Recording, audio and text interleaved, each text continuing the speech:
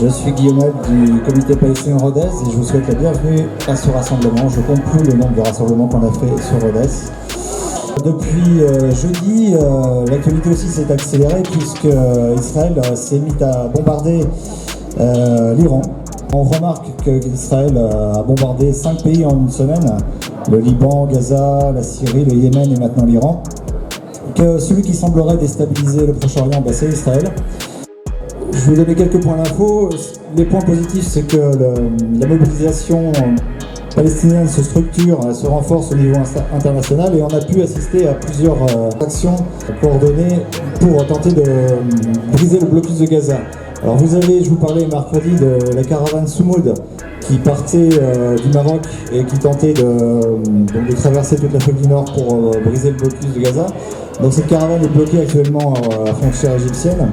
Il y avait aussi un rassemblement, une marche internationale pour Gaza qui devait partir du Caire. L'Égypte est un allié d'Israël, donc beaucoup de militants ont été arrêtés à l'aéroport et ont été renvoyés dans leur pays. Et les manifestants qui ont pu s'approcher de la frontière ont été encerclés par la police égyptienne et ont été attaqués par des mercenaires.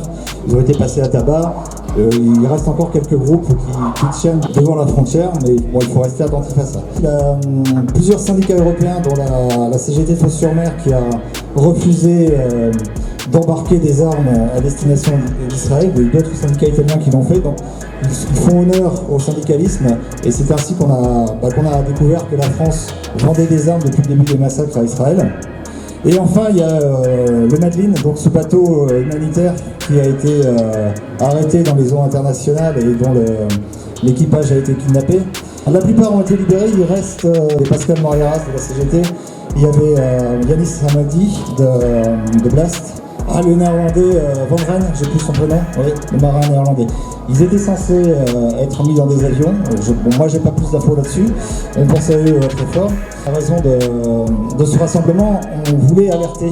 Le thème de ce rassemblement, c'était d'alerter sur la famine qui a lieu à Gaza. Les stocks de nourriture sont épuisés depuis le 25 avril à Gaza. Donc des gens meurent de faim, notamment des nourrissons. Les mères sont trop épuisées pour les allaiter. Et donc vous avez des bébés actuellement qui meurent dans la bande de Gaza. Alors Gaza s'est effondré. Alors au premier sens du terme, il y a des endroits où il n'y a plus un seul bâtiment debout, c'est le cas de Rafah où il n'y a plus un bâtiment debout. Et Gaza s'est effondré aussi au niveau structurel, c'est-à-dire qu'il n'y a plus de cadres, plus de fonctionnaires qui sont capables de coordonner quoi que ce soit. Donc dans ce cas-là, quand une structure étatique s'écroule, ce sont les mafias qui prennent le contrôle de ces régions.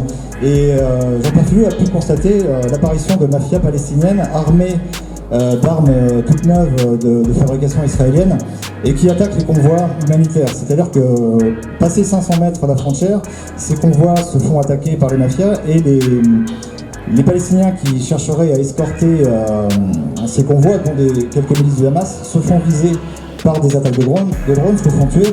Et donc les stocks de nourriture et de médicaments sont récupérés par des mafias qui les gardent pour eux ou qui les vendent au prix de l'or.